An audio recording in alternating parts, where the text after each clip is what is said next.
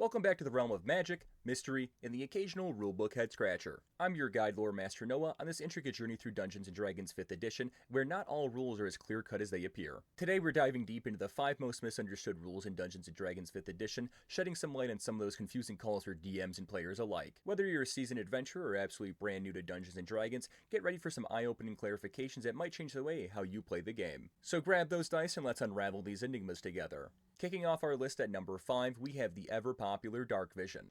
The night vision goggles of the Dungeons & Dragons world, where every character gets to feel like they're part owl. With Darkvision, adventurers can bravely declare, "Who needs torches anyways?" as they then promptly trip over the dungeon furniture. Now, here's where things get tricky, and no, not just because you mistook that goblin for a coat rack. While many believe that Darkvision turns the pitch-black depths of a cave into a sunny walk in the park in the afternoon, the truth of it is a bit more black and gray.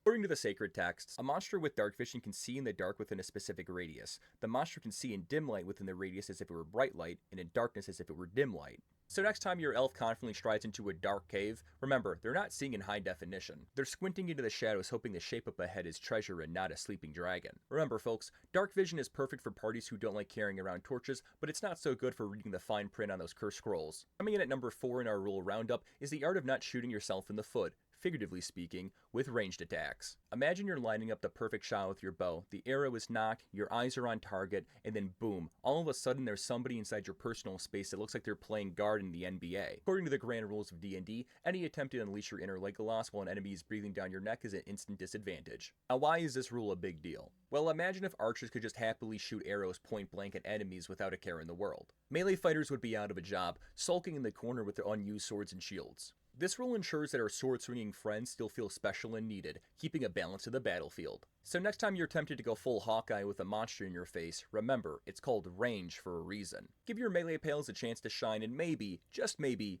take a few steps back.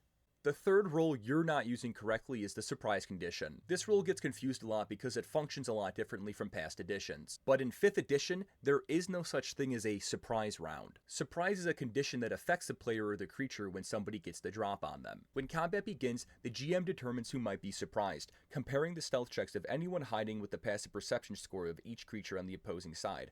Any character or monster that doesn't notice the surprise at the start. Essentially, if your eyes aren't peeled, then you're on the chopping block. But if you keep a keen eye or invest into a feat, then you'll make sure that you never get caught with your pants down again. This means the rogue and the cleric might be able to jump right into the fray, while the fighter and the barbarian are standing there slack-jawed, not quite sure how the party even started. And it's not just your party. The enemies can be just as startled as well at the start of combat, making sure there's a mix and match of surprise that's keeping everyone on their toes. Rolling for initiative kicks things off like normal, but now any surprised character spends their first turn shell-shocked, not able to act, react, or move. And remember, if you are unable to take your action, you are also unable to take a bonus action. But once that first turn passes, the surprise tag wears off and it's game on. In short, the flow of combat is still dictated by initiative, not by surprise. And once that initial round goes through, then everybody's in the mix, ready or not. Remember, in D&D, the element of surprise is just the opening act of the drama of combat. Number 2 on our list is two-weapon fighting. Due to the way that the rules are worded, two-weapon fighting isn't going to be the premier pick for most classes in D&D 5e. But who's going to stop you from being that whirlwind of steel that dishes out death with both weapons? For these players, your dreams are often cut short, but here are a few steps to turn you into that scimitar dual-wielding dark elf with the panther companion that definitely nobody else has ever tried playing before. Without character modification from feats, two-weapon fighting says, when you take the attack action with a light melee weapon that you're holding in one hand, you can use a bonus action to attack with a different light melee weapon that you're holding in the other hand.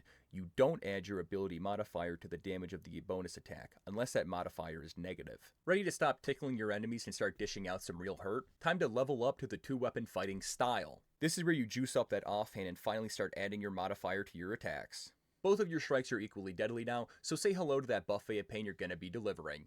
Next up, you can take the dual wielder feat. This grants you a +1 bonus to AC for looking cool while dual wielding, making you harder to hit. It also removes the restriction that requires your weapons to be light, letting you finally grab some beefy blades. And if you ever have a DM that's a stickler for the rules about using your free action to pull out your weapons, this feat lets you pull out 2 blades instead of 1. getting you ready for combat in a flash. Ending our list as the most misunderstood rule is casting 2 leveled spells in the same turn. Many players still don't realize you can only cast 1 leveled spell on your action or bonus action per turn. In other words, you can't drop a healing word on your homie to save his life and then charge to the front line to use a Spirit Guardians on the battlefield. You have to choose between one of those leveled spells. In the casting time section of the player's handbooks underneath bonus action spells, it reads, "You must use a bonus action on your turn to cast the spell, provided that you haven't already taken a bonus action on this turn. You can't cast another spell during the same turn except for a cantrip with a casting time of 1 action." But if you're frothing at the mouth to cast 2 fireballs in the same turn or do some other crazy magical combo,